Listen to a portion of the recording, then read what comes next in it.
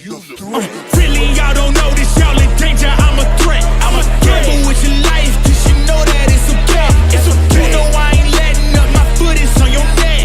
Take my word for it, it's a promise and a threat. Really, y'all don't know.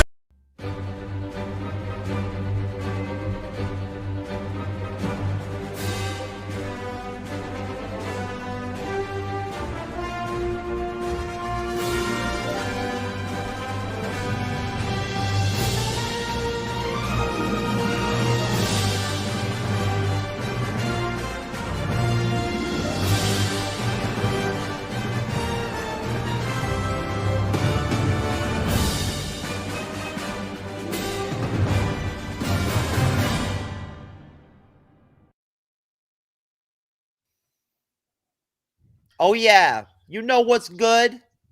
What up, Livestream world? What up, fandom? What's going on? Welcome to the MCU's Bleeding Edge live stream. It is Tuesday evening.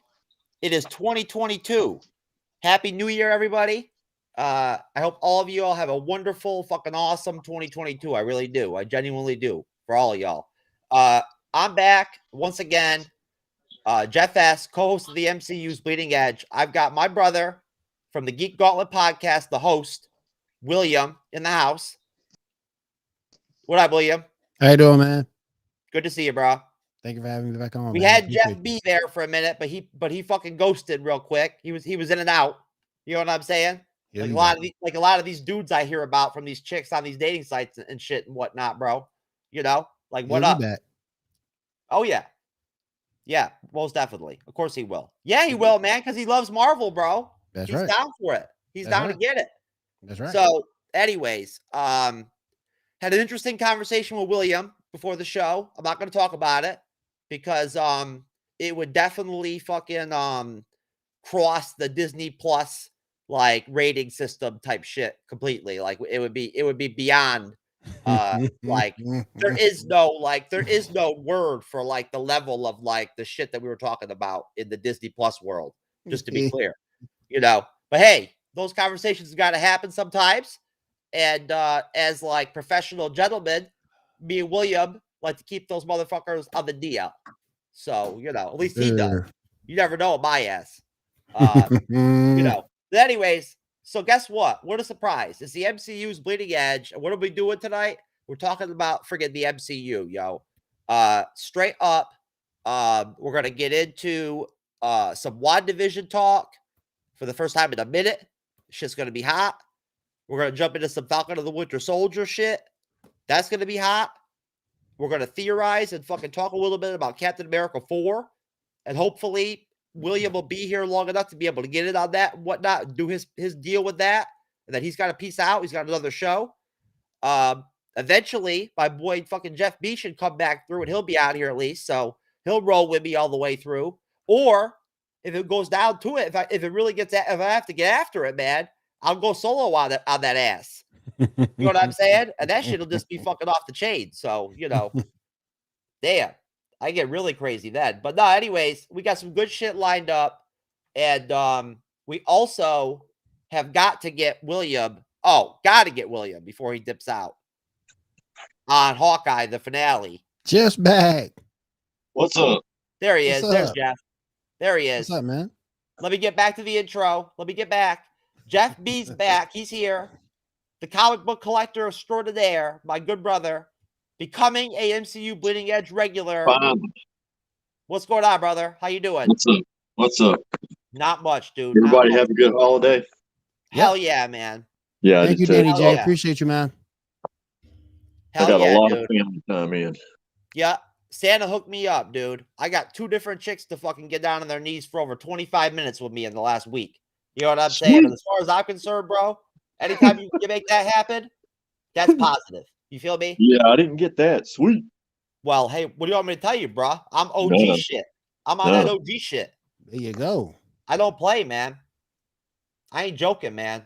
You heard the intro song, bro. I'm a threat. I heard. Anyways, no, I'm just kidding. I'm just a laid back guy. I'm just chill.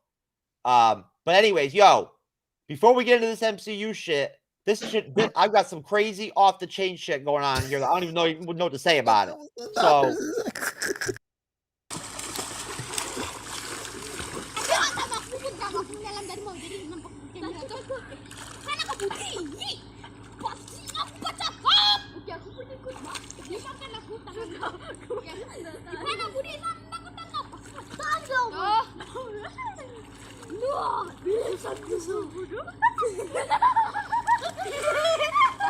Wih, jangan ketawa.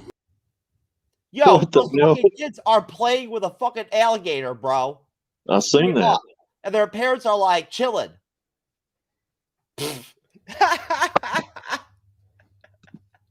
Bro, Yeah, not me. Dr. Phil would flip if he saw that shit. Not I. Dude, that is fucking crazy, bro. I'm telling you right now, listen, the MCU is awesome. What can I say? But at the same time, there's some other shit that just goes down sometimes. It's got to be talked about. And I think that I found that whole occurrence of the fact that those kids were just chilling with that alligator like that. Oh yeah. Very unique. Oh yeah. I've certainly never seen anything like that before in my life until that. You know? Yeah, me. I know. Yo, that gator must have been at least like 8 foot long. And they were just like, what's up? The one kid like had both hands on its mouth, like straight up, clamping the mouth shut. And was just jerking it around and everything. I don't know, man. I don't know what to say about that. That is fucking awesome. That's all I have to say. But,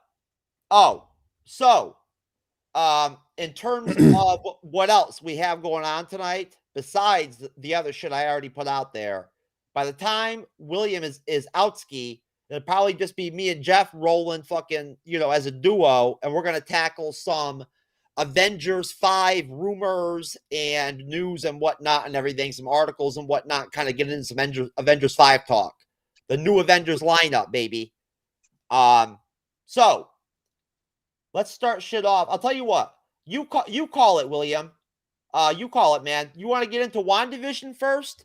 Do you want to get into the Hawkeye finale first? Or do you want to get into Falcon and the Winter Soldier? Let's go ahead and get into something that's a little bit more current. Let's do the Hawkeye finale. Okay, great. You know what? And I want to set that up too by just saying and pointing out that William recently had a enlightenment, I guess, or like a his mindset. Oh my goodness. His mindset was adjusted a little bit in terms of how he views Hawkeye, the series, due to Kat, who's part of the team over at Geek Gauntlet Podcast, and a good friend of mine, and a staff member at GNN. Basically, I'm not saying that William is like come to Jesus on Hawkeye or whatever, but you explain it, William. Where are you at now with Hawkeye? At first, I didn't like it. Hawkeye is, to me, the most boring Avenger. There's just nothing really to him. And I know I got a lot of hate for saying that, and that's fine. Everybody got to be the bad guy at some point. But when me and Cap was talking on Geek Gauntlet a couple weeks ago before the Christmas break, he says, don't look at it from Hawkeye standpoint. Look at it from a Kate Bishop origin story. And when she told me that, and I actually went back and I looked at it as such, it made it more likable. It still, to me, isn't the best show, but you appreciate the moments more when you look at it from that standpoint. And yeah, man, it's not a bad show if you look at it from the viewpoint of it being Kate Bishop's story. There you go. That's exactly that's it. So that's a nice adjustment. And I honestly thought it would be really cool to get William in on the finale specifically, just because I wanted to see what he's got to say about it now that he's kind of looked at things a little bit differently. Jeff, would you agree with me that I don't think anybody honestly expected Hawkeye to be like the best freaking Disney Plus show anyway? No. I agree with you. Nobody It had a lot working nobody against thought it. it was going to be like Loki. No, Right. no. It had a lot working against it, to be honest. Yeah, I mean,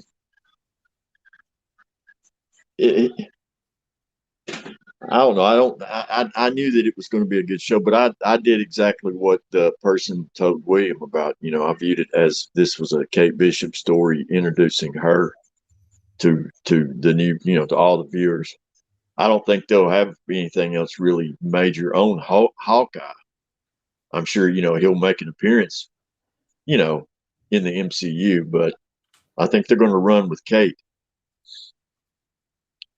I think the most interesting point of it too that you did see with Hawkeye, you saw him be a person, so to speak, when they talked about Natasha, and you saw somewhat of an understanding between him and her sister. I'm all down for human interaction and things of that nature. So just seeing those two things from him, was cool.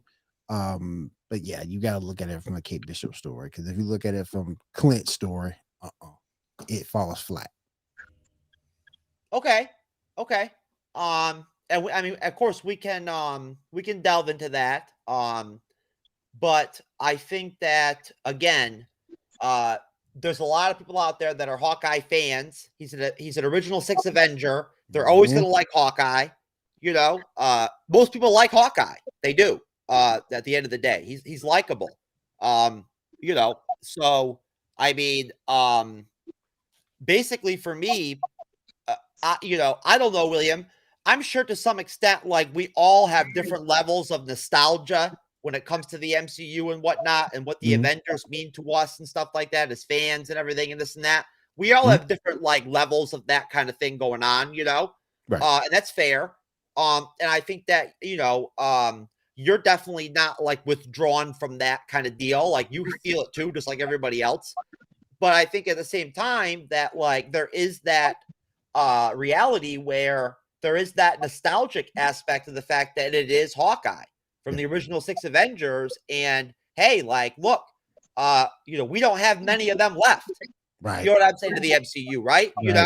So I mean, at that point, I feel like, hey, like, we all kind of agreed, right? At the end of the day, I think that Black Widow was due a solo film. She was due to get paid. Yes. Right? It's a little too late. Definitely. Right. So at that point, right, is it not like logical to say that Hawkeye should have got some kind of send off too? Yeah, it is. Yeah, it's logical. And that's what I think this was a good send off for Hawkeye. And it was a great introduction to new blood. Yep. Because Kate's gonna be in the Young Avengers anyway, so I was just go ahead and bring her on out. Yeah. I'm telling you, man, I'm not seeing many reasons. I can't think of many reasons why they shouldn't come back and do Hawkeye season 2. I don't see it. I don't see a bunch of different stuff like that says they shouldn't do it because of this and that. No, I think I say they probably will do a second season.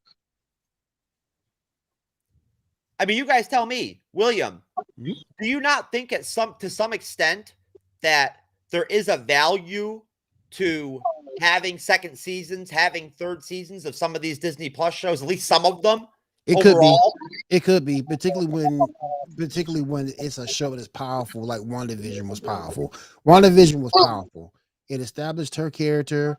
You saw Vision, you saw the children. It established a whole lot. So when you look at something like what that show entail, yes, it would be fantastic to get a season 2 because of what season 2 could possibly mean. Hawkeye, I don't know, unless you're gonna let that be particularly just Kate Bishop figuring things out as Hawkeye, as a new hero. I don't know if that would benefit for a season 2. But WandaVision, yes. A Falcon and Winter Soldier, yes. Those Loki, yes. Those powerful series that mean a lot to the timeline, that mean a lot to the MCU. I don't know if Hawkeye would qualify for that. And I hate to say it, because like you said, he's got plenty of fans, but unless you're going to establish Kate as a young Avenger and use that story as her figuring out everything, I don't know if it's a benefit to Hawkeye season 2. Jeff, what do you think? What do you think? What are the pros for doing a season 2? Introducing the young Avengers. Gotta be. You know, Gotta we be. still have Armor Wars coming out, and I think Riri's going to play a major role in that.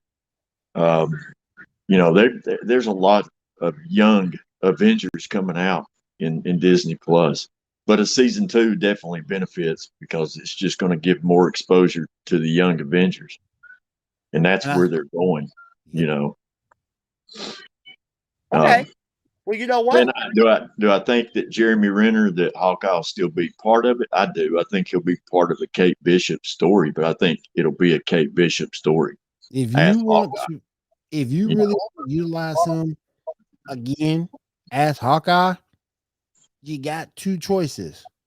I can't remember one team, but the other team would be the West Coast Avengers. Right. If you want to do a West Coast Avengers story, that's perfect. Perfect. No, I think that's where they're going. Yeah, because if you want to keep Jeremy Renner in the fold, yes, that'd be a great way to keep him in the fold and keep him truly involved, not just as a sidekick or as a mentor, and that's about it.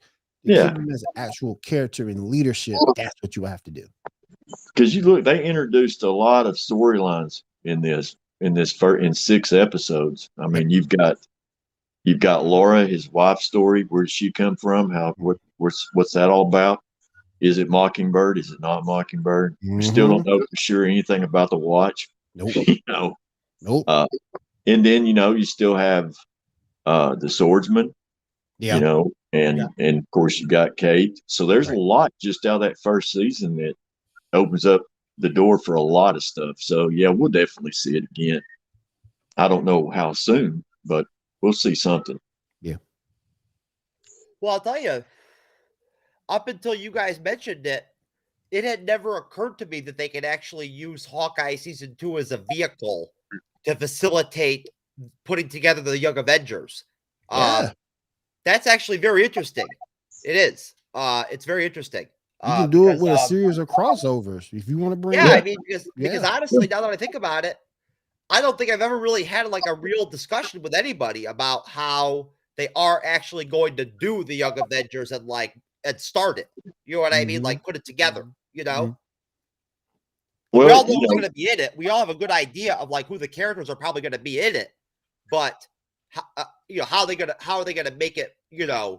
I think a primary person that's going to be in it that hasn't been mentioned a lot is I think Monica Rambeau is going to play a major role in the Young Avengers. Jeff, I don't know, man.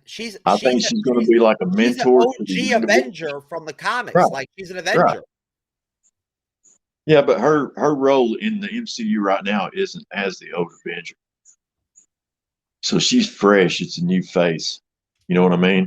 Yeah. And I think they'll use her teaming up with some of these girls to get it going.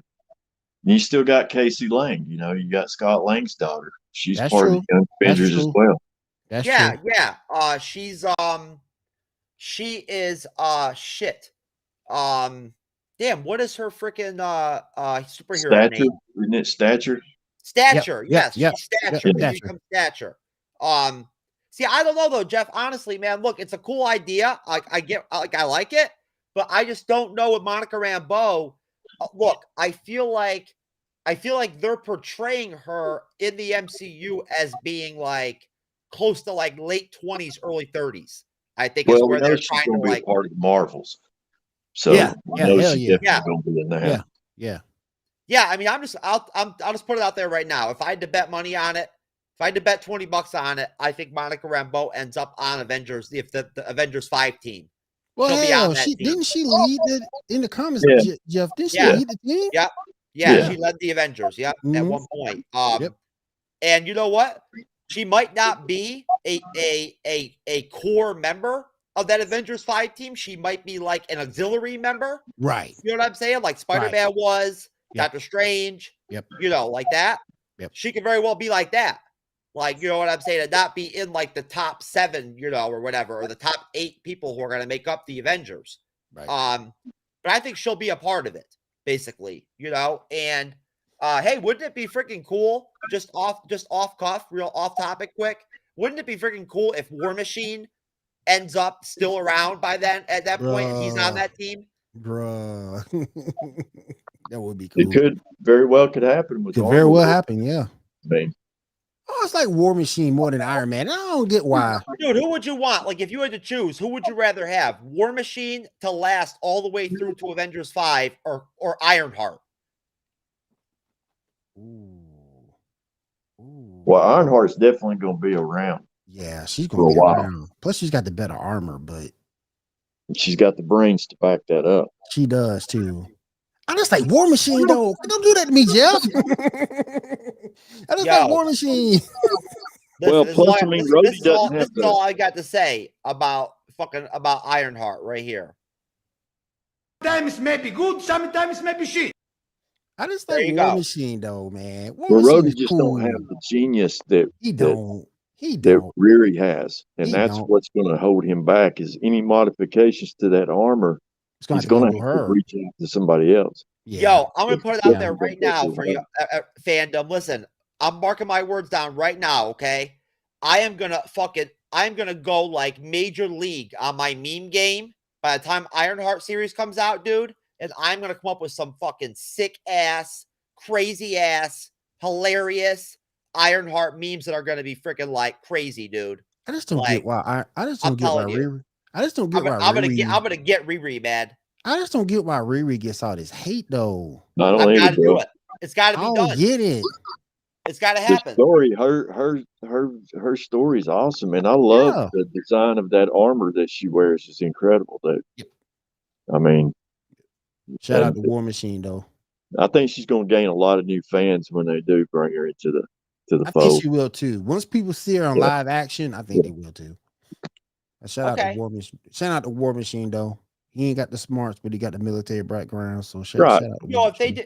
did if they did the West Coast Avengers, they would have to have War Machine on there with Hawkeye. He would Yep. have to be on the Yep, West got Coast to. Avengers. Got to.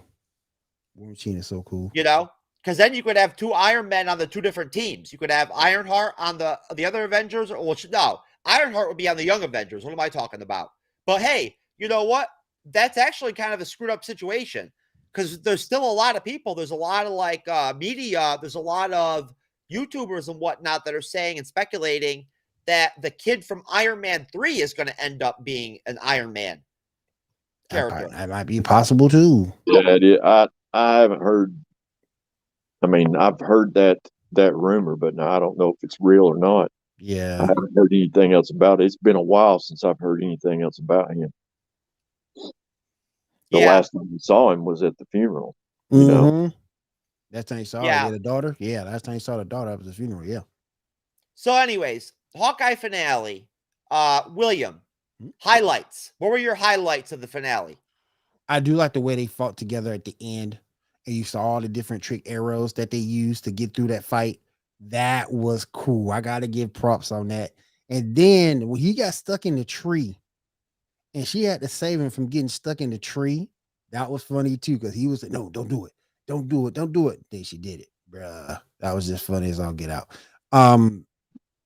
I like the way it was going until you saw Kingpin. And when you saw Kingpin, it gave the guys that Kingpin was dead. But we all know, if you fans of comics, he's not dead. You already know. Jeff, am I wrong? No. no, He's not dead. He's not dead. So no, he's not dead. yeah, don't worry about that. If you go back in the comics, he got shot in the face, but yes, and still, and yeah, he was blind for a little bit, but he survived. So that was kind of like a little thing I didn't like, but that episode as a whole, it was a good episode. I liked it. It was something that I could deal with. And toward the end, when you saw her get the watch back, that was the best part of it. Jeff, highlights. Oh man, my favorite highlight of that whole show was Kate Bishop going hand to hand combat with the Mac Daddy Kingpin, And surviving. hand to hand with him, dude, and she gave him a damn fight. I mean, she was right there with him in that building, and she took some damn licks. Mm-hmm. You know what I mean? So she proved how tough she was right there. But that was probably my favorite scene when her mom hit him with the car, and she goes in the building, and they throw down. Yeah, that was it, dude. I mean, that was like epic fight scene. That was the best fight scene, period. And I liked seeing Yelena finally make a little amends with Clint over Natasha, and her finally getting the truth about that. That was pretty cool. And I love the swordsman, man, stepping out, showing some skills with the sword. You know, I mean, he stepped in there and helped out during the Christmas party too. Yep. Completely flipped around what we all thought. I thought he was a villain. Yeah, you thought he was gonna be the bad guy. Huh? You thought he was gonna be the bad guy. Right. I figured he was one of the bad guys, and he turned just completely flipped it on me. So I loved it, dude. There's so many highlights of that finale. It was great. I mean, it really was. It packed a lot of stuff into 40 minutes. I'm glad you enjoyed it that much, man. Obviously, you really thought that it was really that good. Good episode. Yeah, I love that whole series. I completely loved, man. Well, hey, you know what? I mean, hey, just to reiterate something that we always talk about on here, it's the fact that, like, you know, it's the coolest freaking shit out there, that we can all have our own opinions about this stuff at the end of the day, and we can debate and we can go back and forth and agree and disagree and whatnot. But I think we all respect, you know, like, you know, simple things like the fact that, you know, Jeff dug fucking the Hawkeye series. You know, that's cool. I'm straight with that. You know what I mean? What do you want me to say? Like, dude, I love the freaking Black Widow movie. I think it's fucking great. You know, but a lot of people out there don't agree with me. They don't. No, it was a great movie too. But you know, I do have ulterior motives. I mean, I do love Scarlett Johansson. But regardless of that, it was still a great movie. Yeah, it was. It was. But that's another conversation for another day. Oh yeah. As far as the Hawkeye finale goes, I feel like the Hawkeye series for me was sort of maybe like the first Disney Plus series other than What If, which I don't count because it's animated anyway.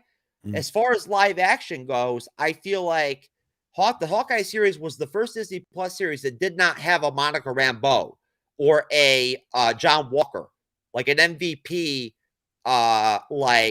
side or secondary character that stood out. You know what I mean? And kind of like carried the thunder in the series. You know, Loki had Sylvie. You know what I'm saying? Totally the Monica Rambeau of Loki, without question. Yes. You know what I mean? You know, and I feel like with the Hawkeye series, I just don't feel like anybody had that effect. What do you think, Jeff? No, I think it was equal between Kate and Clint. It was equal. It was equal. I mean, they both were on the same page throughout the whole thing. I loved it, dude. I really did. I thought they introduced so many characters, and I can't remember the guy's name he was part of the LARPers group, the one that originally had the Ronin uniform that he had to fight with the stick swords in the beginning to get the uniform. I know you're talking about. But that guy in the comics, somehow in the Hawkeye series, he's a part of the history of Hawkeye. I don't know if it's a good guy history or a bad guy history, but he's a part of that. They put a lot of good stuff in this show, and they introduced a lot of new people. Plus, they also brought up a lot of arrows you didn't think they were bringing to it, like the Pym arrow. Shout out to the Pym they arrow. let us know that Pym technology's still around. And obviously, Stark Industries is still rocking and rolling, which means that Pepper's, you know, taking control of that. And you know what that's going. You know what that's going to end up leading to. Right. So you're right. Yeah, most definitely. Most definitely. What do you think, William? Was there anybody that kind of like, do you think that maybe that had that type of impact as like that Monica Rambeau type effect? No, I don't think there was anyone in here that did it. I think everybody carried their own weight per se. As far as the cast goes, I don't think there was one person who was above and beyond the MVP. I think everybody carried their own weight amongst the cast. But yeah, it was like I say, I can't talk more about it. I just think it was a good series when you look at it from Kate. But there was nobody that was like an AVP in there. I think everybody carried their part equal in that series.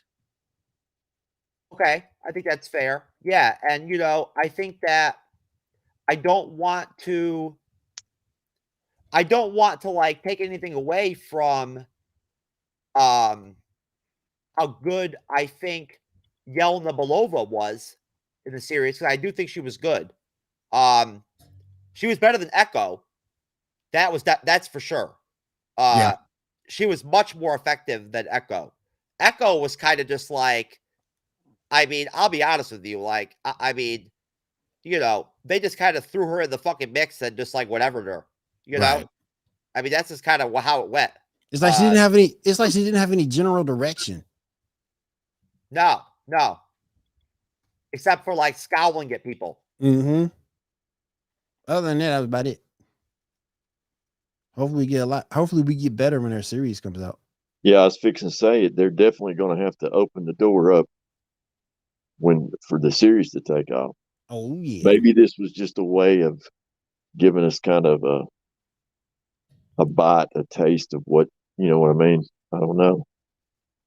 She started out strong and then just kind of fizzled. It kind of fizzled out toward the end. Well, you saw her get more and more emotional, and what I mean emotional, she had that fury, that revenge factor at the very first part of the series, and then you just saw that sort of kind of weighing down as the series went on. Yeah, it was like once she talked to Clint. Yep. That was it. She started doubting herself. Yep. Yeah. Yeah, man. It's like I always say, I mean, if she just would have pulled out one of her titties at some point, it could have been a game changer for like her character arc. I mean, seriously, could have been a game changer. I mean, hey, sometimes you got to do what you got to do. And yeah, when your arc is as fucking shitty as Echo's was in the Hawkeye series, you got to be willing to get down and dirty, bruh. Yeah. So no, I'm just playing. I just think she can't. I think the character comes into the series at a disadvantage too, because again, she's new, so no one knows her. No one knows her backstory unless you're like Jeff, who reads the comics. And that was kind of like a detriment to her. But now she's introduced, and hopefully they can kind of like open the door, like Jeff was saying earlier, for her in her series to show more what her character can do. Well, I don't know. What do you think, Jeff? I mean, and we're gonna wrap this up on the Hawkeye finale. But what do you think, Jeff? Do you think that like how things played out with Echo overall in the series, and how her arc kind of just like fizzled and shit a little bit there in the finale and whatnot? Do you think that maybe puts us in a situation or like in a spot where maybe there might be some like some pessimism about the Echo series? Well, I think that was done deliberately. I think they're doing that to set everybody up so they'll want to watch that series when it comes out. I think they just kind of teased us with a little bit. They didn't give us her whole backstory. I mean, she's a strong character. I mean, in the comics right now, she's Phoenix. Yeah. So she's a strong character. The way they left us hanging at the end, we know that the gunshot definitely was not Echo getting shot because she's got a series coming out. Yep. So then that means the gunshot went to Kingpin. Yep. So that's going to lead into this series that's going to come up with her. So yeah, we're going to see a different side of her. But no, it didn't change the way I feel about her. I did like we were saying. I noticed after she talked to Hawkeye, when he was in the Ronin uniform, what a costume. When they talked after that, she kind of fizzled out. She lost her. Because she started because you can sort of kind of see her doubting herself. Yeah, maybe she got her period. Yeah, it could have been. Yeah, yep. It could have been menstrual cramps. But I think when she talked to Kazi, and he basically admitted to her, that he knew about her dad, and kind of admitted that Clint was right in what he told her, she changed. Yep. You know, and she lost a lot of confidence in herself because she lost her right hand man. She trusted Kazi. But she's still like loyal to the Kingpin. Like they're gonna go into the series with her still in Yeah, I some think they're way. going to it where she's wanting to get away from the Kingpin, and nobody gets away from the Kingpin. Once you stuck with King, once you sign up with Kingpin, that's it. Right. So Dude, I I'll think tell you right now, Marvel may not want to like fucking put Daredevil Charlie Cox in that series because honestly, he could come in that series and literally take it over and like just blow Echo away, and Echo will just end up being whatever. I didn't think about that. They could introduce Charlie Cox. Could make a move in that Echo series. He could. Jeff, if there was any fucking series out there other than She-Hulk, and because we already know he's going to be in it or whatever as Matt Murdock or whatever, but other than that, if there was any freaking series out there that they would have him in, don't you think it would be Echo? Yeah, it would have to be. I mean, I think that would be awesome. Shout out to Jennifer Walters. I can't wait to see She-Hulk. Yeah, me too. She's been done so wrong. Me too. They could put Echo in place of Elektra. They could. In the Daredevil scheme, Well, that's That's what Echo is. She's just another Elektra. She's another Typhoid Mary. She's another chick that Matt Murdock is like giving it to in in his real life or whatever. And then he's also like banging with her and fucking with her like as Daredevil and shit. I mean, I don't know. Look, all I can say about Echo is this. They better come up with some kind of like explanation or something or whatever when the Echo series comes out for why she was so low level with her hand-to-hand combat skills and shit like that, because she's supposed to be from the comics to have like the Taskmaster powers. Well, that's the second person in the MCU to have their hand-to-hand combat skills leveled down somewhat. So the same thing for Sam Wilson. Listen, Sam Wilson, his hand-to-hand in Falcon and the Winter Soldier was sicker and like better than Echo's in Hawkeye. Yeah, I think I'll give you that. Even though he just looked to be more of a defensive fighter, I guess. I don't know. I just feel like the way Echo's built physically and looks, her stature and shit, you'd think that like she'd be capable to where like if she punched Kate Bishop once in the head, Kate Bishop would be done. But see, you can't say that because she was surviving punching from Kingpin. Yeah, well, that was hey. wrong. Unless you want to give away the plot armor for that. Well, it's all good either way. Bottom line, end of the day, we got Kingpin. Yep. Hallelujah, baby. We got the Kingpin in the MCU and Daredevil, bruh. Yeah, Daredevil is going to be next. Check it. Yep. So, anyways, moving on. Actually, you know what? I want to switch things up. I want to take advantage of my time with William as much as I can in terms of like how much fun I can have. So, I'm going to jump into Avengers 5 and delve into that because I think it's interesting. From Inverse. Now, this article is a little bit old, I think. This is not new. This is actually from 9/21/21. Okay, so it's 3 months old. Armor Wars leak reveals a surprising new Avengers team up. If the rumors are true, then Armor Wars may be the start of something new in the MCU. So, let's see what we got here.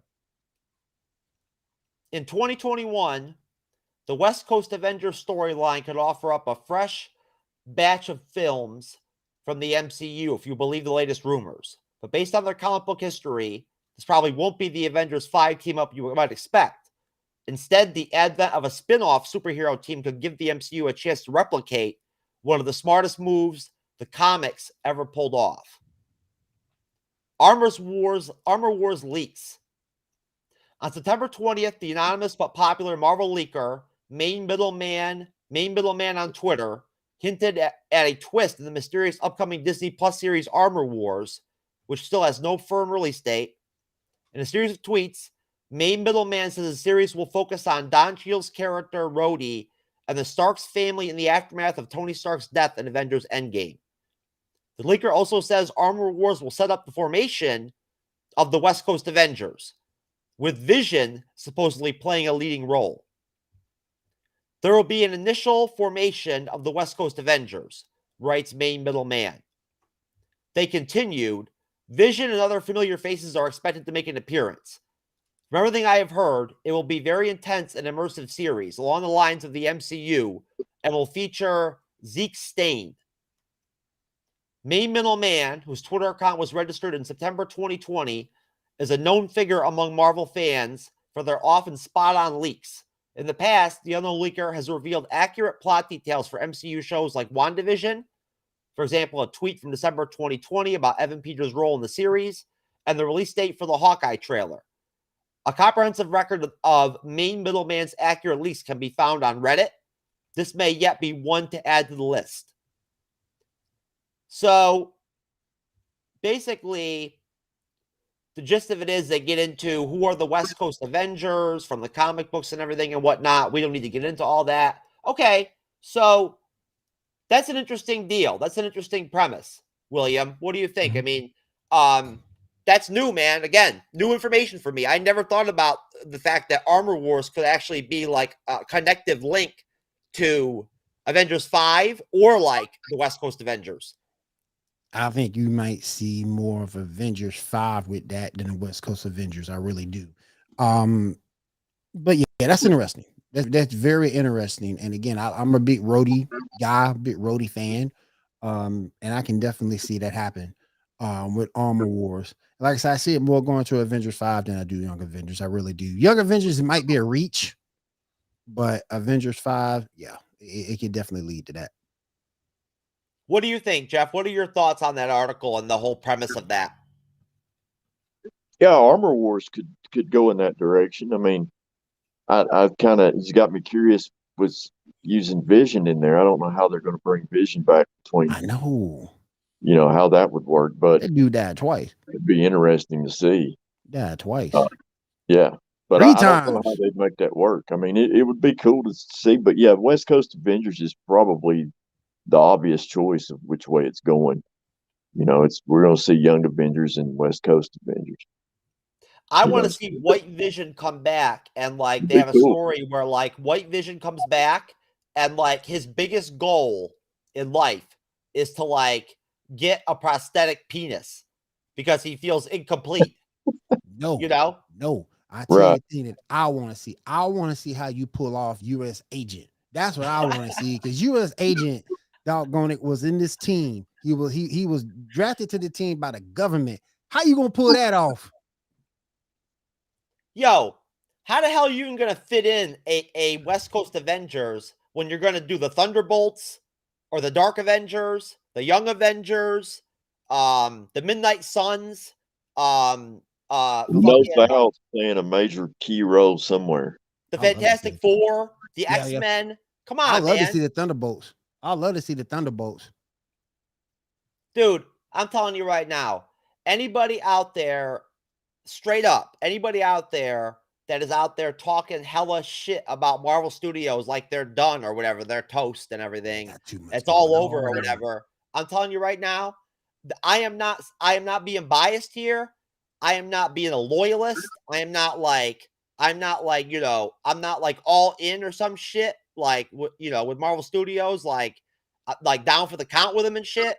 I'm telling you right now, like, dude, Kevin Feige is talented as fuck. And bro, he's not done. You know what I'm saying? Like, man. You know, they didn't give us everything that they could fucking do. No. When they did Endgame and Infinity War and Captain America Civil War and everything. That wasn't all they have to give. No. You know what I mean? That's it. No, it's not done. by far. No, it's stupid. It makes no sense. It really doesn't. You know what I'm saying? And these people, and look at they're in the phase 5. They ain't going nowhere, no doubt. Man, get out of here. Get out of here. They're not going anywhere anytime soon. I mean, it's probably got volumes of stories.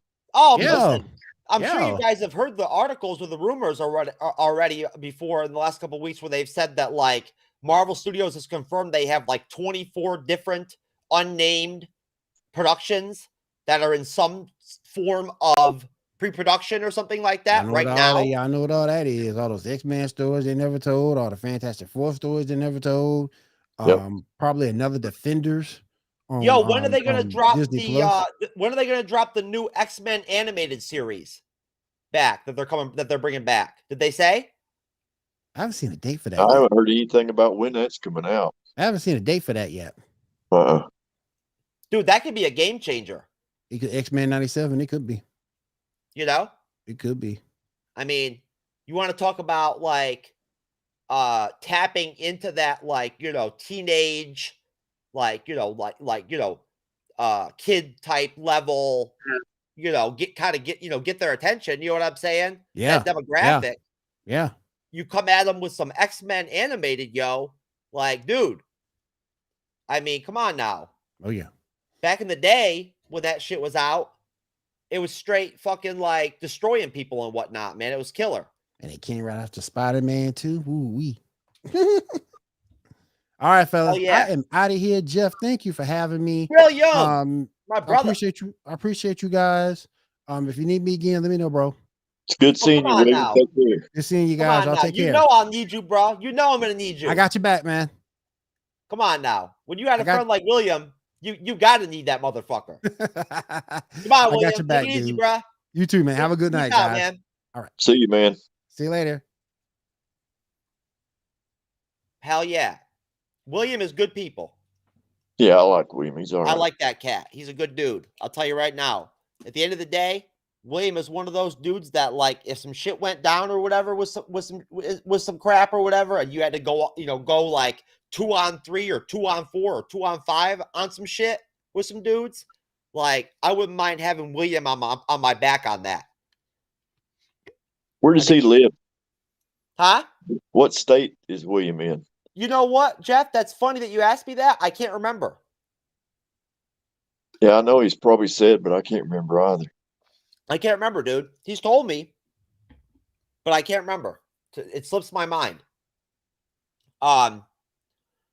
So basically, as far as the whole Armor Wars article with that deal with the leaker from Twitter and whatnot and everything, I mean, it's an interesting like premise. It's kind of cool, you know, like it is.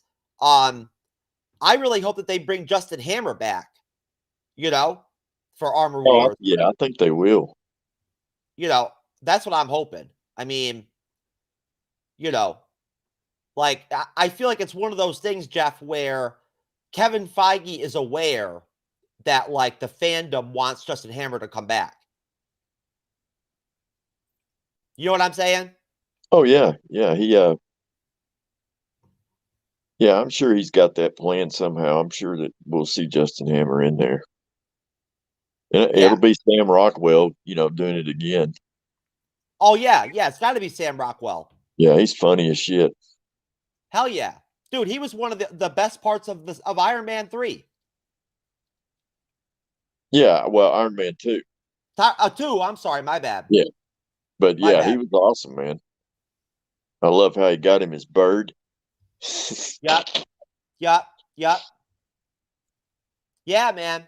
He was good. He was really good in that. He was. He plays those roles well like that. He's good in everything. To be an egotistical, you know, smart guy, he plays that good role. He plays it to a T. Yeah, you know, I'll tell you.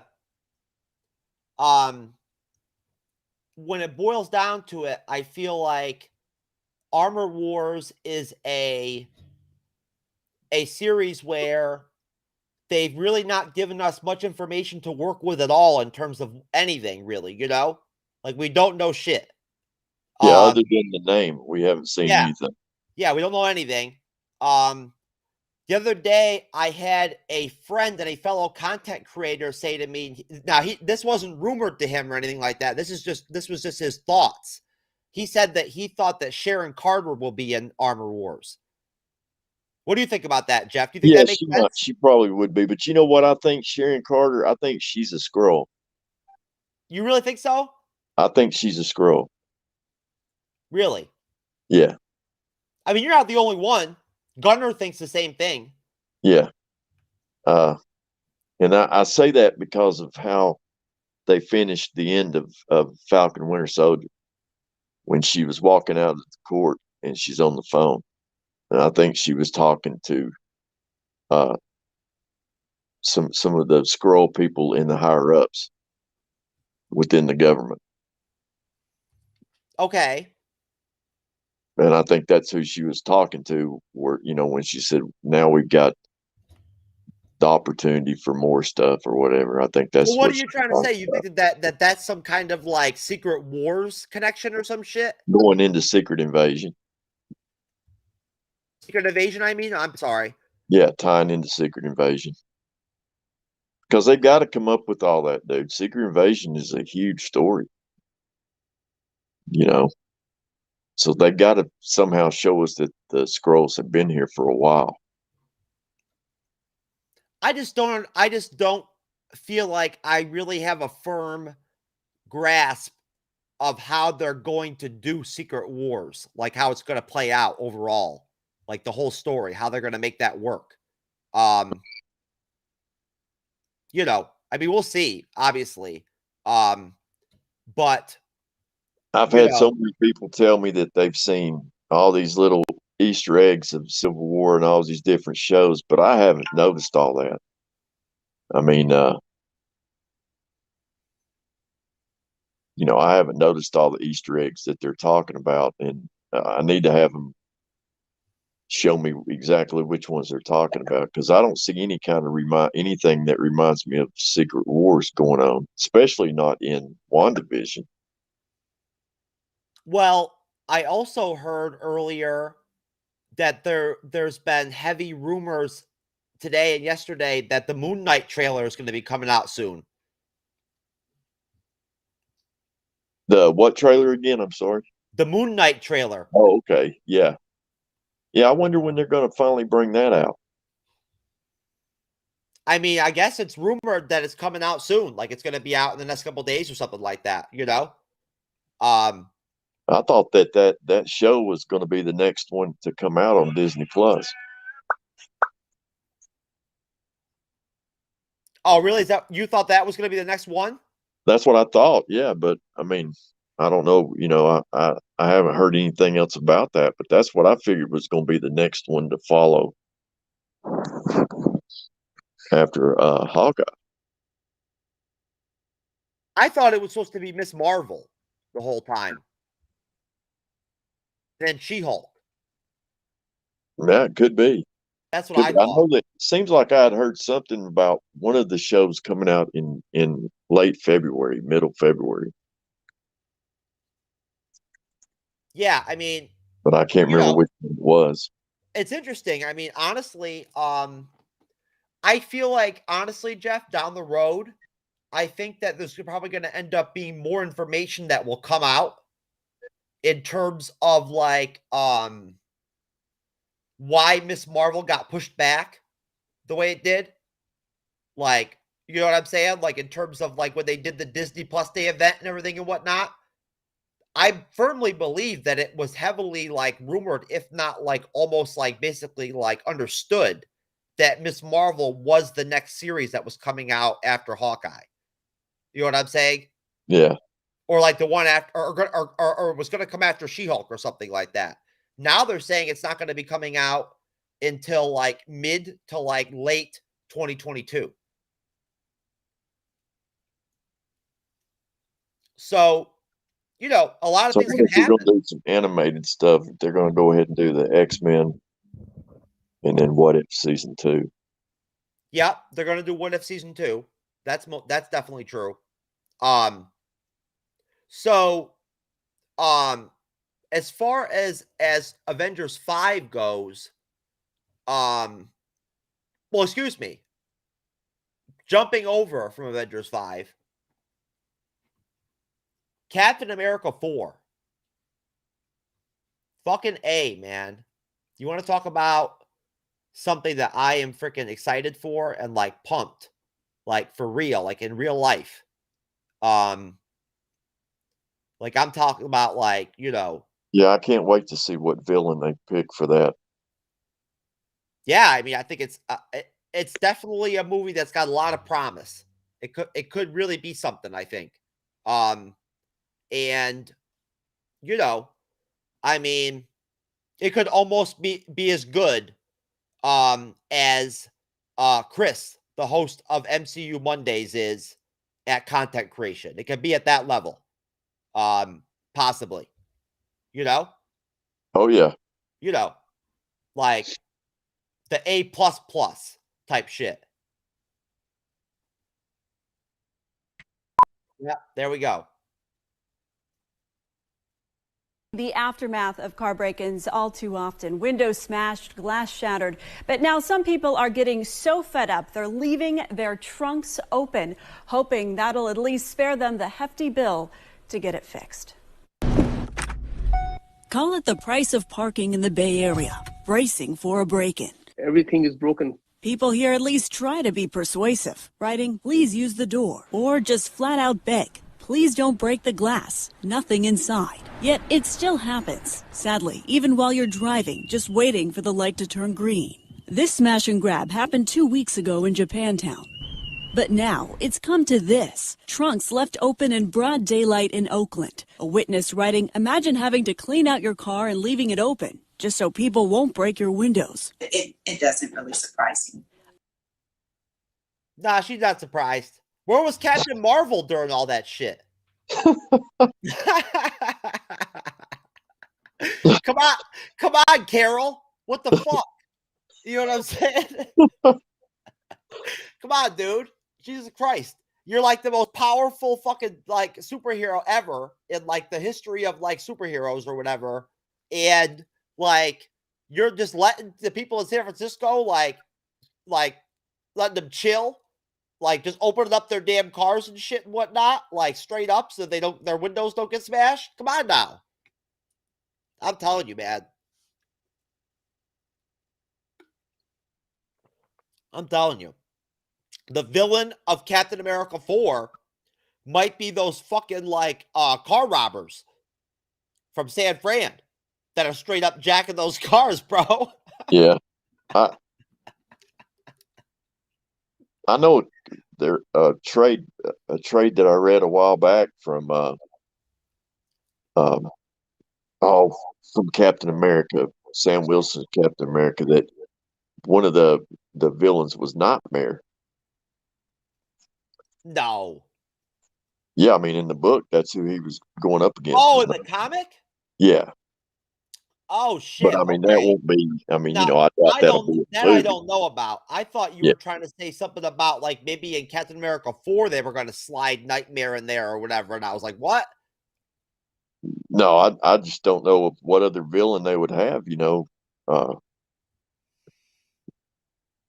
For him to go up against, unless it's something where he's kind of like trying to. I don't know. You know what, dude? It could be that fucking ninja guy from the ninja meme that I use sometimes. Maybe that. Maybe he'll be the villain, Jeff. Shit. He can throw his freaking he can throw his skull can at Bucky and Sam. Yeah. Oh shit. So anyways, I'll tell you what. There was more laughter right there in the last 15 seconds on the bleeding edge between me and Jeff than fucking in the entire existence of MCU Mondays ever. Like it's ever happened. Like right there. So just so we're clear, like that's where we're at basically. So, but anyways, no, I think the villain of Captain America 4 could very well be I'm trying to think like who it could legitimately honestly be. And you know what, Jeff? Honestly, dude, you know what? I don't know, man. I can't really think of anybody off the top of my head who like makes sense at all. Does Zemo come back for Captain America 4? Like, is he a part of that deal? Like that whole little universe? Well, that's what I was thinking. Maybe it would be Zemo. Maybe Baron Zemo would have something because at the end of Falcon Winter Soldier, you know, he blew up, or his Yeah, butler blew up yeah. the transport vehicle. So I wonder if somehow they're going to tie that in. Jeff, I just think that like he's just like he has too much potential as an anti-hero as in the MCU. You know what I'm saying? Yeah. To put him in another Marvel movie as the main villain. I just don't see, you know what I mean? Well, I think Valentina will recruit him. Well, we'll have to see. I mean, she'll put him with U.S. agent with John Walker. I don't know. You never know, because honestly, what Valentina's doing could be something that is actually totally different than the Thunderbolts. You know what I'm saying? Like there could be the Thunderbolts, like, you know, and Ross could come back as like the Red Hulk and shit, you know? And like, you know, and lead the Thunderbolts, or like him and Zemo could lead it together or some shit, whatever.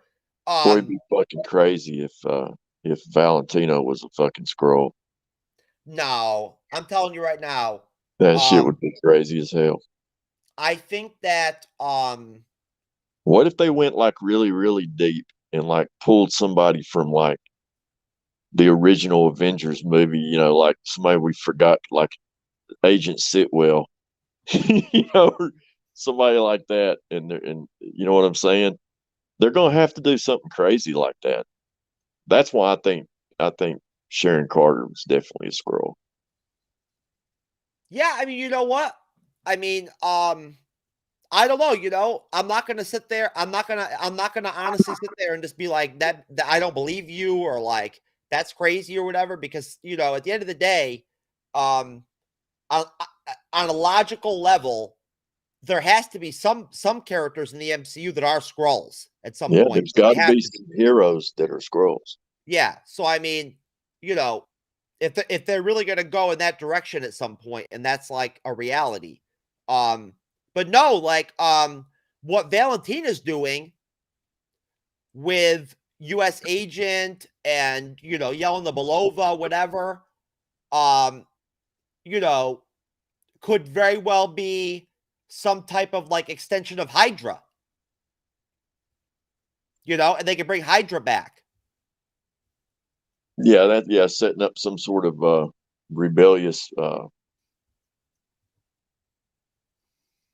outfit. Yeah, I mean, something like, you know what I'm saying? Like, you never know. I mean, I don't know. All I know is this. I think it's really freaking cool that they tapped Julia Louis-Dreyfus to come in and play Val. Oh yeah, perfect for that role, man. Yeah, perfect. That was a really good move by Kevin Feige. And from what I've read and like heard, she it was very amicable. Like she wanted to be in the MCU. Which, you know, just tells you like the power, like the impact, a lot of major actors and actresses are wanting to be part of the MCU right now. Yeah, hell yeah, why not? It's where the money is. Yeah, I mean, it's where the money is. It's where the fame is. Come on now. I mean, seriously. You know, I mean, oh yeah. You know, I'm telling you, a long time, like way down the road in the future, way down the road, decades from now or whatever, you know, when the MCU is whatever by then, like who knows, you know, like whatever, it's done or it's evolved or whatever it is, who knows. I think that there'll be people who will look back at now and like look back at the last 10 years of the MCU and everything and whatnot. And there'll be a discussion about the fact that the Oscars and like all the awards ceremonies and everything and whatnot snubbed Infinity War and Endgame and didn't give them shit. You know, like, yet they fucking nominated Black Panther for like the best movie of the year. You know, look, that is fucking delusional. That's it right there. That's what I think about that. I'm telling you right now. You know, if you fucking think that Black Panther deserved a freaking Oscar for Best Picture or whatever of the year or some shit, then like, look, you know, I'm not trying to chill with you, bruh. You know what I'm saying? I'm not down with you. You're crazy. Like, seriously. I'm gonna have a hard time finding you like, you know, genuine at that point, kind of. Or serious, take you seriously. That shit's just stupid. I'm sorry. Like, I'm not trying to be a dick, but like, look. Oh no, I agree. In reality, the Black Panther movie is like a mid-tier MCU film. That's what it is. You know, it's not even a high-end MCU film. At least that's my take. Again, I'm not trying to be a dick. I love Black Panther. You know what I'm saying? I'll tell you right now, man. I'd give one of my nuts right now to bring back Chadwick Boseman. Straight up. You know? Yeah. I would too. You know, but at the same time, I mean, you know, I'll tell you right now, Jeff, I was thinking the other day, before we move on and actually like dig into Captain America 4, I was thinking the other day, wouldn't it be some shit if like Black Panther 2 actually ended up being a fucking banging ass movie? Oh, I think it will be, man. I think they'll have to do. I mean, they're going to have to make it that way, you know, for it to take off. Because there's going to be a lot of people with that movie under a microscope, dude. Yeah, I mean, do you really think so? I mean, Yeah. Oh, yeah. You know as well as you know, just as well as I do, there will be a lot of people with that movie under a microscope. yeah, Just looking for something to nitpick about it. yeah. I mean, I don't know. Black Panther has that cultural impact and that cultural power, and that like, you know, like that street cred kind of like type vibe to it or whatever, to where I feel like Black Panther 2, people will be critical of it. There'll be eyes on it, but I feel like the movie will still be insulated to some extent from like real authentic criticism at the end of the day overall. You know what I'm saying? Just like in contrast to the Black Panther film, very few people were willing to come out and actually like talk about the faults of the film when it came out. You know, there was a hesitation there to criticize it.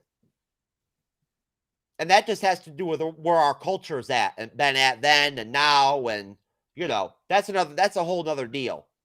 But so Captain America 4 from the Deseret News.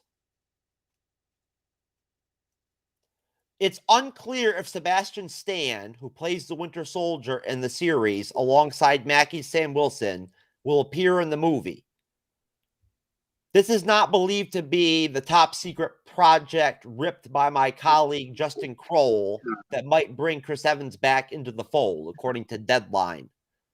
Yeah, I saw something about that too. What that's talking about. Are they saying that he's coming back in as the original Captain America again?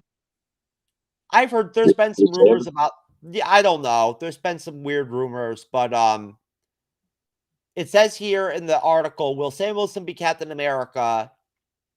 And then Nate Moore, Vice President of Production and Development for Marvel Studios, told comicbook.com in a new Phase Zero podcast episode that the new film will show us all how Sam Wilson adapts to being Captain America. In his own words, I think he's not Steve Rogers, and I think that's a good thing. Moore said on comicbook.com's Phase Zero podcast, because to me, this new Cap is Rocky. He's going to be the underdog in any situation. He's not a super soldier. He's not 100 years old. He doesn't have the Avengers. What happens with this guy who announces publicly, kind of, without the support, I'm new Captain America? What happens next? I think it's fascinating because he's a guy. He's a guy with wings and a shield, but he is a guy. So we're going to put him through the ringer and make him earn it and see what happens when he is outweighed, outclassed, out everything. What makes somebody Captain America? I'm going to argue it's not being a super soldier. And I think we're going to prove that with Mackie and Sam Wilson. That's actually very well said.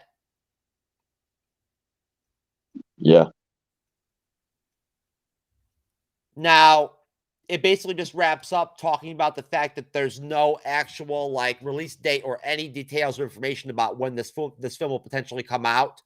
I don't know, Jeff. What do you think? If you had to guesstimate, I know this is kind of tough. Like, I'm not trying to put you on the spot, but where do you think Captain America 4 fits into like what we have like going on in the MCU in terms of like Phase 4 and Phase 5?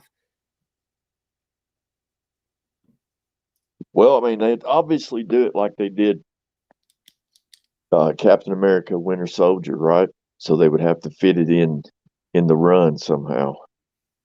I don't know, man. I don't know how they would. It would definitely, I would assume that they would use a title like Captain America 4. I don't know how they would even do the title for it. It's going to be called Captain America 4. So that's the title. No. I mean, there's going to be a title. It's going to be Captain America, yada, yada, yada. You know what I'm saying? Right. You know? But it'll be the 4th movie in the franchise. Yes, it'll be Captain America 4. Yes, it will be. Just like Spider-Man 3 is Spider-Man No Way Home. Well, that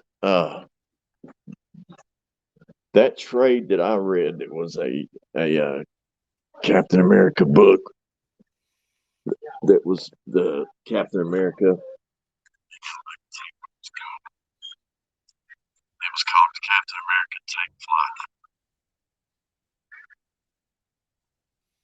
That's the only story that I've found that has Sam Wilson as Captain America, as where he used the title Captain America.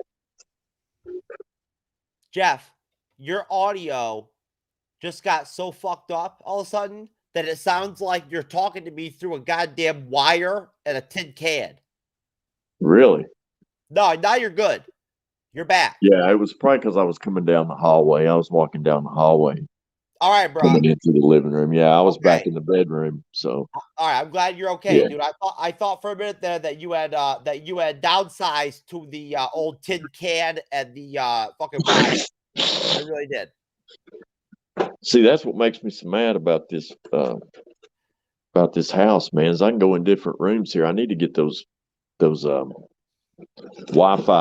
extenders that you use to plug in, where you extend your Wi-Fi. Hey, listen, I'm in the same boat as you. I had a bunch of people in my comment sections on some of my reaction videos criticizing my video, my reaction videos and stuff like that, because not like my part, like that I was recording myself, but the videos, the songs that I was reacting to, that I was sharing the screen with, they were messed up. Like there was some like freezing up and stuff like that. You know what I mean? And some like slow, like video and stuff and whatnot. And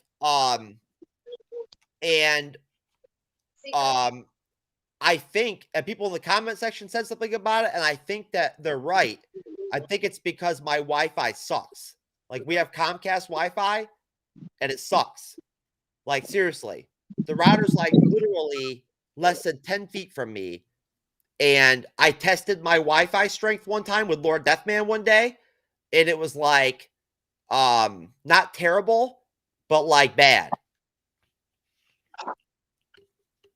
We You just upgraded our Wi-Fi through Xfinity here, and they sent us a new router and everything. So I've got faster Wi-Fi than what I had. But still, you have spots in the house where it comes in good and it goes out bad like that. Well, I bought a new router like for the house, not realizing what it was. I thought that it was like an individual type deal that I could buy I could just like set up like right here by my computers and shit or something, you know, to boost my Wi-Fi or whatever. You know, because I'm that stupid.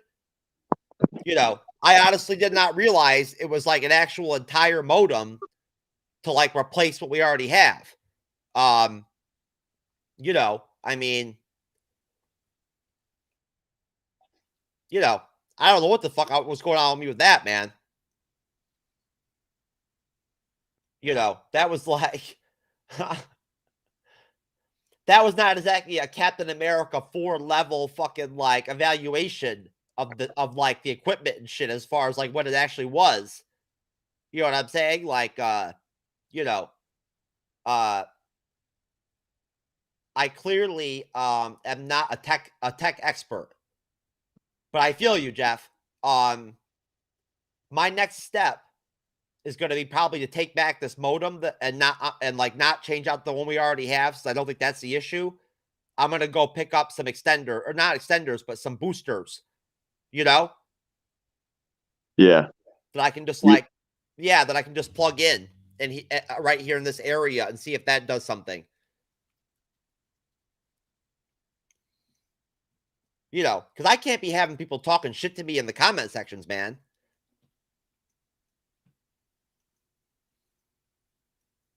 Dude, that shit is depressing. Yeah. Oh, yeah. You know? I mean, seriously, it's embarrassing. Like, you know, it sucks, man. I mean, what the fuck would Captain America think? He'd be like, dude, come on now. Seriously. I think he's going to be. I think Shield. Of course, you know, Shield's no longer around. I think he'll be doing like a role of like maybe like a government, you know, a government hero where They're he'll go they're gonna replace or come up with a different concept of Shield that is just like a different Shield with Sharon Carter. I guarantee you. I'll put it out there right now. Like, I'm putting it out there right now, straight up. Like, in the MCU, at some point, maybe in Phase 5 or something, the government will put Sharon Carter in charge of a new version of Shield. Straight up. I'm telling you right now. I can see it coming. You know, we already got Sword, right? So, you know, why wouldn't they come out with like another type of like Shield organization or something like that?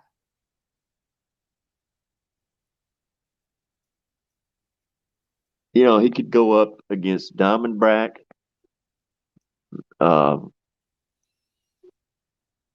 They may do like another group, like the group that was in Falcon Winter Soldier. You know what I'm saying? Mm-hmm. They may use like a terrorist group like that, but a different. It could be the Hand. You know, yeah, it could be the Hand, or it may even be a group of Kingpin's guys. You know, I think they'll use him like a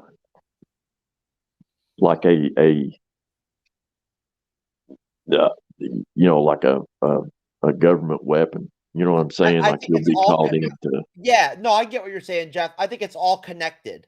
I think overall, like a lot of stuff with the MCU, I think that at the end of the day, the Captain America 4 story, the villain, the premise, you know, the intangibles will all be in some way, to some degree, interconnected to where we're at in the MCU at that point. You know what I'm saying? working as a team. And like what leads up to that. Right. You know? I don't think he could do like just a film just with Captain America like they did with Steve Rogers. You know what I mean? Because you had Steve Rogers, Captain America, primary villain, Red Skull. You don't have that. Marvel's already figured out that like Bucky and Sam work together, like they're good together. You know? Yes. Well, I think it'll be something like they'll do what they did with the Flag Smashers. You know.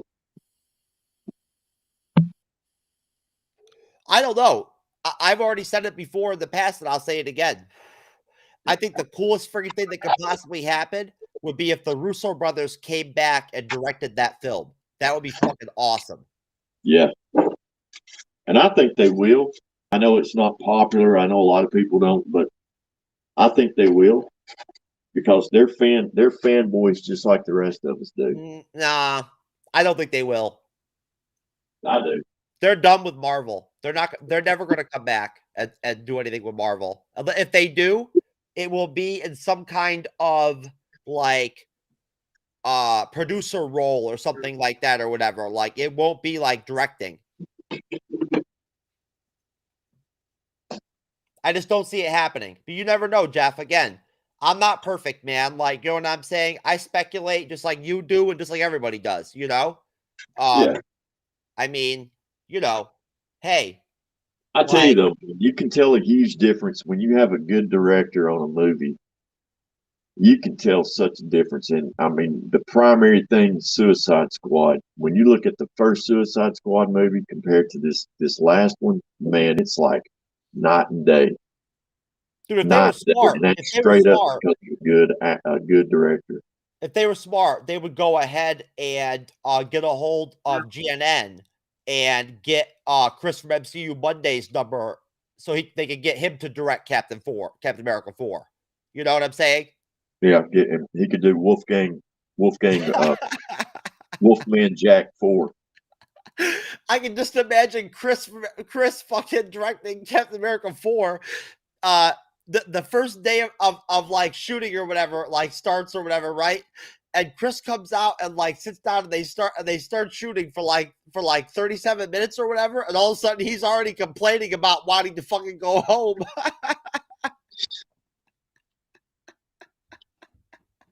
You know, that whole thing started over a meme. Oh my God. Oh, Jesus Christ. I'm sorry, Lord. Lord, I apologize.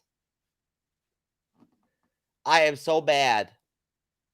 I am bad. I'm telling you, folks, listen. Hey, my talents do not lie in like the straight MCU type content and whatnot that like you typically are gonna get from most like MCU content creators or whatever. You know what I'm saying? Like, I mean, I'm just not that person. I can't do that kind of shit. But what I can do is like straight up fucking like, dog out and like make fun of and talk shit about some arrogant prick. You know what I'm saying? That like at the end of the day, as far as I'm concerned, shout out to GNN, and I've got nothing but respect and love, for everybody over there and for David and everything and whatnot. And I appreciate the opportunity they gave us over there.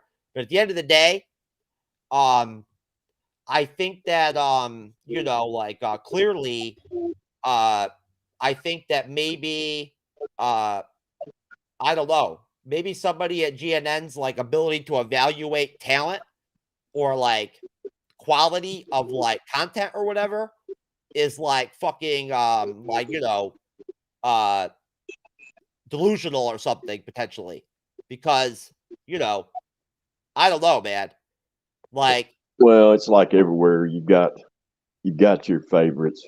I mean, you've got your friends and your favorites. I mean, and it's that way everywhere you go. I mean, Look, you know what I'm saying? Everybody's got their favorites. They're going to cover each other's ass. That's just part of the game, which is all right. I mean, it's all good. I don't know, man. I would rather just I would rather sit in the dark and listen to Bandmade. No, I'm just playing. I'm not even gonna get started with Bandmade. No, not even going there. No, what am I? Come on now. I'm just playing. What up, fandom? What up, Bandmade fandom? Hell yeah, baby. That's right. Fucking Bandmade, that Bandmade bitch. That's what I'm talking about. Yeah. Not even playing. But anyways, so now that we know that Chris is going to be directing Captain America 4, maybe fucking the same directors from Captain Marvel can come in and co-direct the film with Chris. You know? Yeah. I mean, seriously. You know. And then they could have Chloe Zhao get in there too. She could write the script. I mean, shit, man. You know? I'm telling you. I'm counting down the days for that movie when it's coming out on Disney Plus, January 12th, because I'm going to make sure I watch that movie. I've got to see what everybody's talking about. What movie? Eternals. Oh, shit. You still haven't seen the Eternals? No, I haven't seen it yet. Oh, man. That's crazy. I'm telling you, dude. I can't even imagine, like, not going and seeing the Marvel films in the theaters and whatnot when they come out. I have to see them.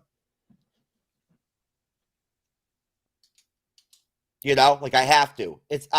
Honestly, man, it's typically the only thing that I go to the theaters to watch is Marvel movies, you know? I might go watch Matrix 4. I don't know yet.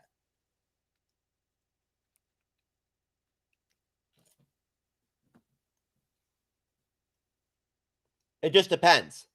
I've watched Matrix Resurrections. I'm going to watch it again. I liked it.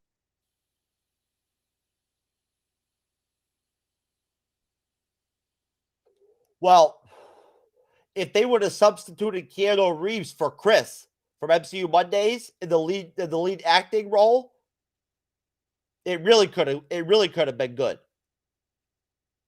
Now I'm overdoing it. But anyways, I'm telling you right now, I hope that fucking Chris hears this shit and like and I can't even imagine like what it'll think. I really can't. It's whatever it is, I don't even care at the end of the day. But I will tell you this though. It's a good goddamn thing for future reference that any future Chris's that pop up on the Bleeding Edge as a guest or whatever, that we're not like actually live physically like with each other and shit. You know what I'm saying? Because I'll tell you right now, like in that type of like dichotomy or whatever, in that environment, Chris's experience after his bullshit. Sorry about that, folks. Yeah, the live stream popped out, didn't it? Popped back out. Yeah, it did. That's weird. That is weird. Sorry about that, folks. I don't like to have that happen, but occasionally it does. And it's actually kind of funny, Jeff. I totally forgot. I could have went ahead and just streamed this this show on StreamYard tonight if I wanted to. I'm going back to StreamYard, bro. Are you? I'm going back to StreamYard, my old live streaming platform. Will it still be like this is now? It'll be different, but similar.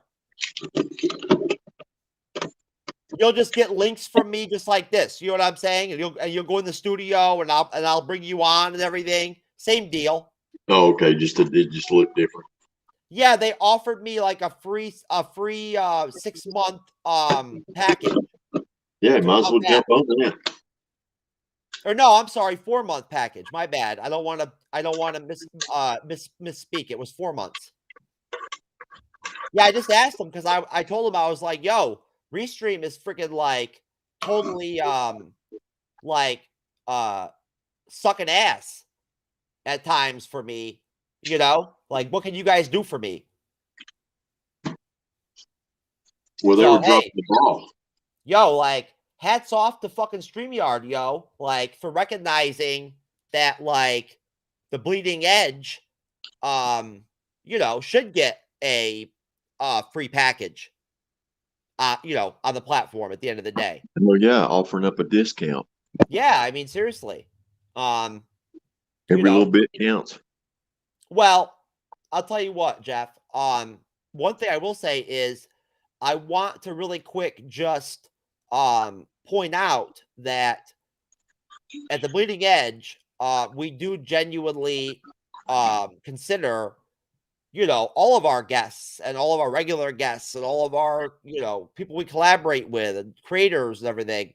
Like, we consider them our friends and our extended family and everything like that and whatnot.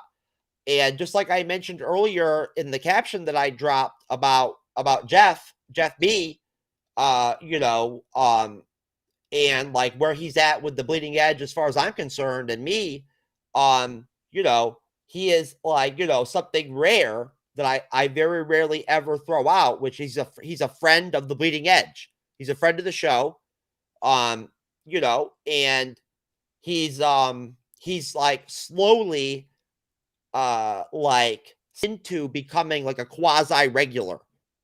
He's getting there. I think when it's all said and done, eventually, sooner rather than later, I think that Jeff will probably be doing his own show of some kind or something like that. And you'll get busy with that, and it'll be hard to get your ass to record then. Maybe. Well, you never know. I think you should give it a shot at the end of the day. I plan on giving it a shot eventually. You know, because I mean, hey, if you do, you know, you can always just reach out to me, dude, and I'll come on and fucking grind with you anytime. You never know until you try. Well, you know, I think that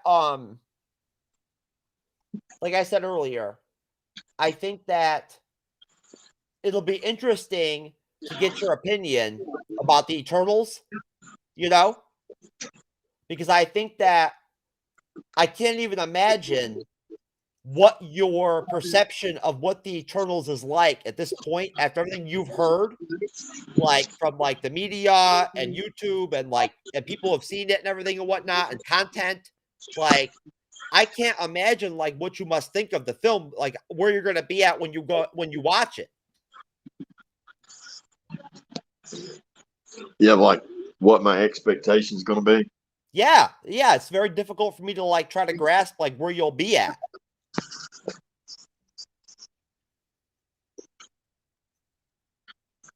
You know, just because, I mean,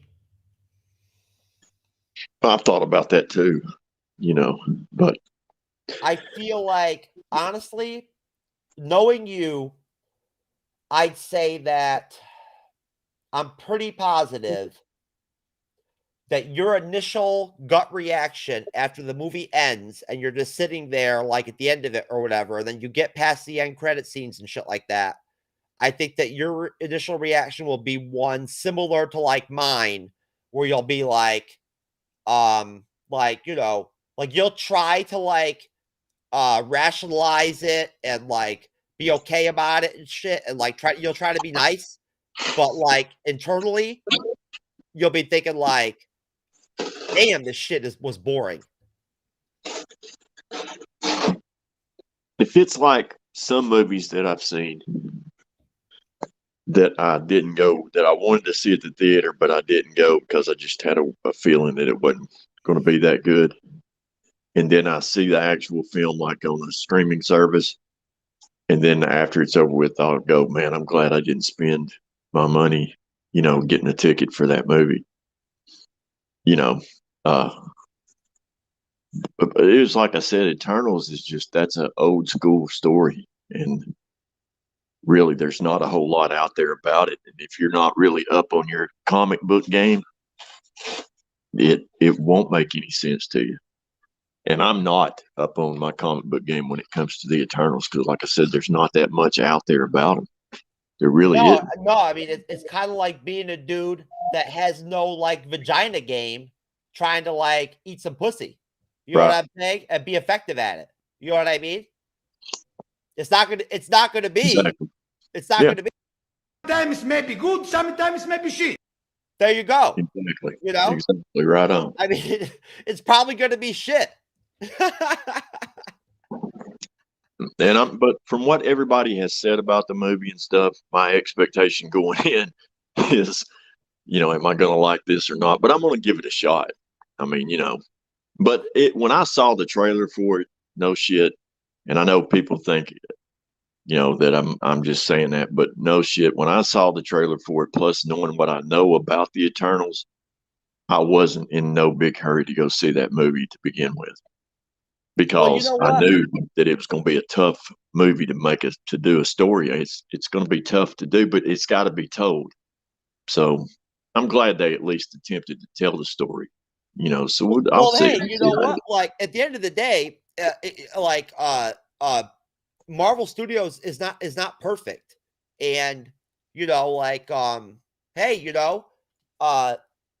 it's it would be a lot. It would not be logical to like have an expectation that like everything that freaking that they touch and try to like put out is just gonna be like outstanding.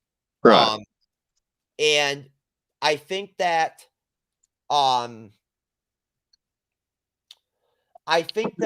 Marvel Studios is in an interesting place right now in Phase 4, where I feel like coming off of 2021, and then when you throw in the COVID effect, I feel like 2021 was a very, very unique, interesting MCU year as a fan. It was very like uneven and like kind of like up and down.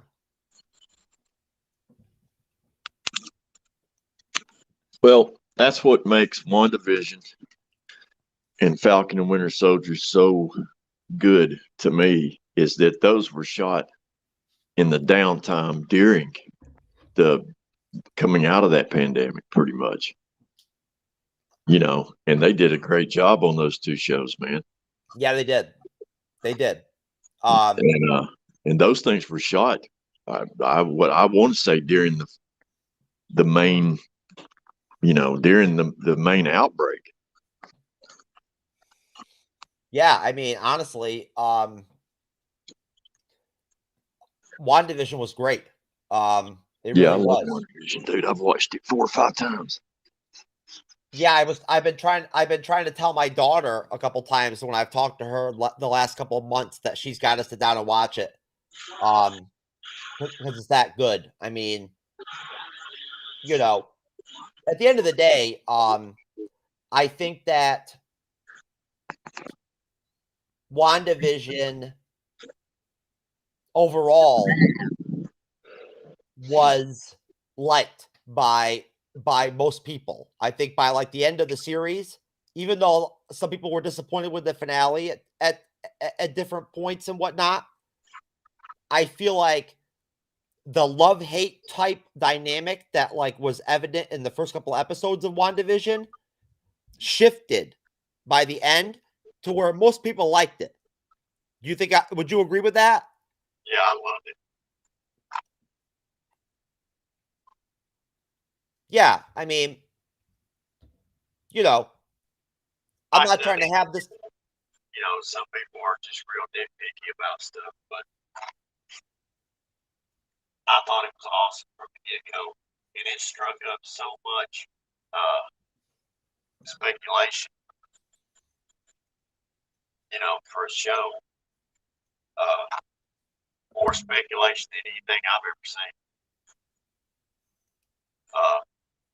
Yeah, For that's a for good show. point.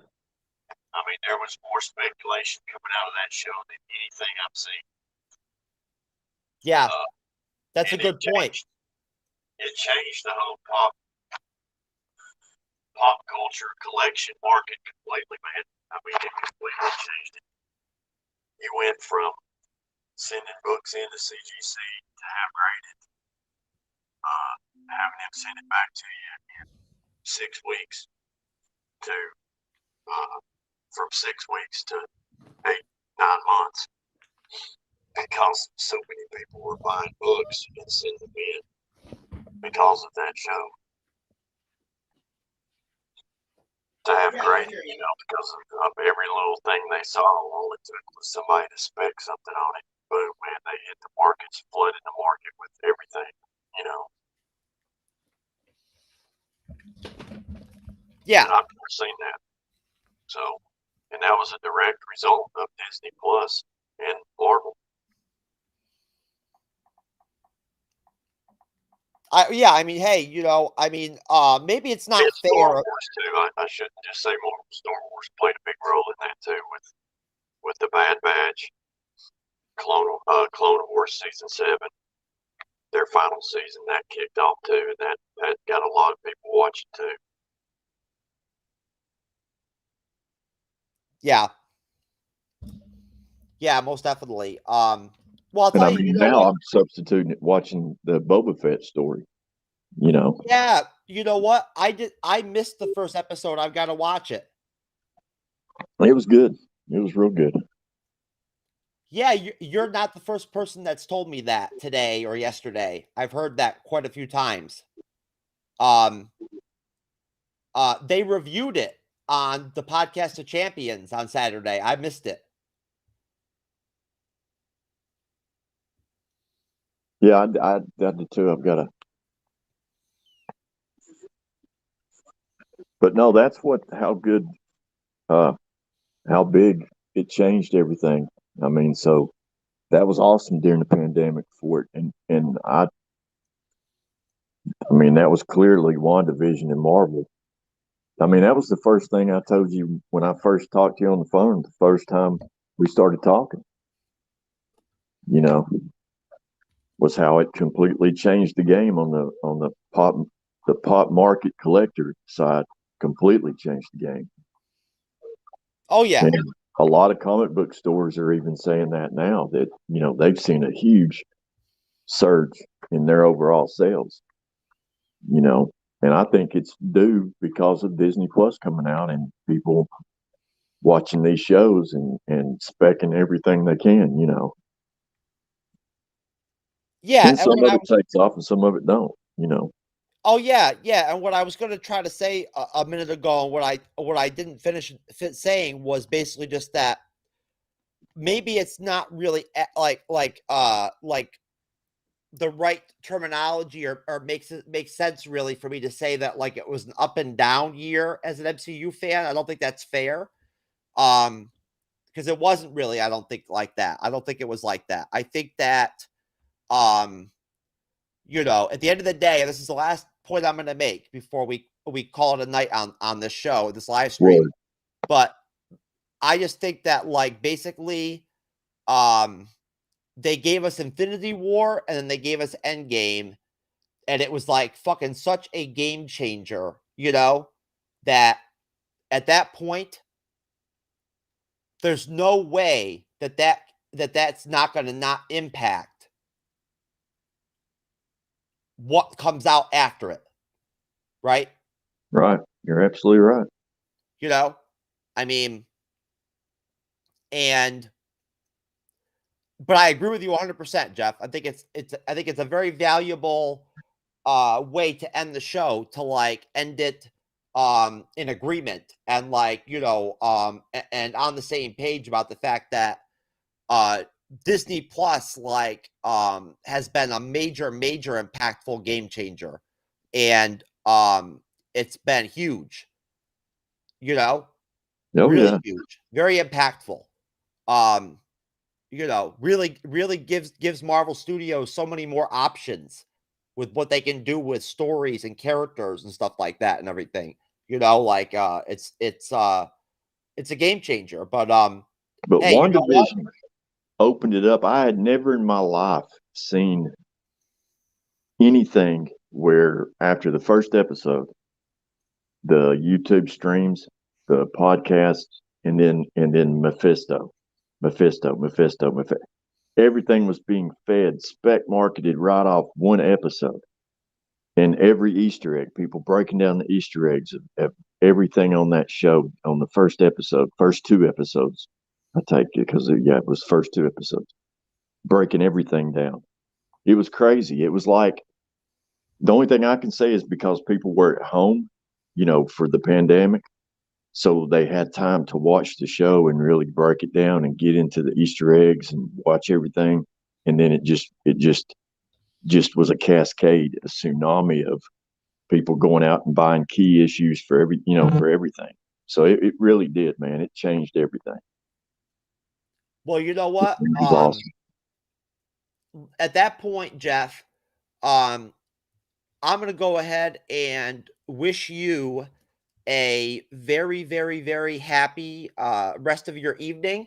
And of course, at the same time, I hope that you, as well as everybody else out there in the fandom and in general, and our families and everybody, have a great 2022. Yeah, happy New Year, everybody. But thank you, brother. Thank you for coming on here with me tonight. Yeah, man, no problem. And getting after it. No problem. Yeah, man. I'll tell you right now, there's a lot of Marvel MCU stuff to talk about as far as I'm concerned. We never run out at the end of the day. No, I just saw a story that just broke just a minute ago. I didn't want to say anything.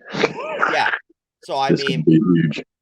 No, but anyways, folks, listen, we love y'all. Thank you for all the support. Please subscribe to the YouTube channel. Please follow our podcast on whatever directory you catch us on. Hit those likes. Yeah. Hit the likes, ring the bell. If you're gonna get shitty in the comment section, at least be interesting. You know what I'm saying? Like, don't be fucking stupid. Make it fun. Come on, bring your A game. But anyways, look, we are the MCU's Bleeding Edge, and what that essentially means is that we are a very unique MCU type of show, and as usual, we will be live today. I guess, is it today already? No, tomorrow night at 9:10 p.m. Eastern, 6:10 p.m. Pacific. We'll be doing a review of Guardians of the Galaxy right here on YouTube, on Twitch, on Facebook Live, on the Minds of Creativity Network. For Cybernetic Shark, my co-host, and for Jeff B, my good friend and quasi-regular guest. We wish you all well, and peace out.